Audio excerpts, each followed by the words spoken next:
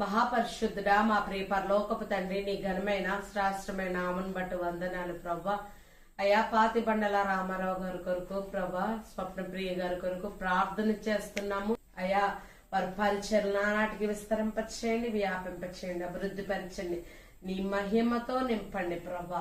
నీ పరిశుద్ధాత్మ నింపుదల సంఘాల్లో కుమ్మరింపు జరుగునుగాక. ఆది అపోస్తలుల్లో జరిగిన అద్భుత కార్యాలు, మహత్వ కార్యాలు, సూచక్రియలు జరుగునుగాక.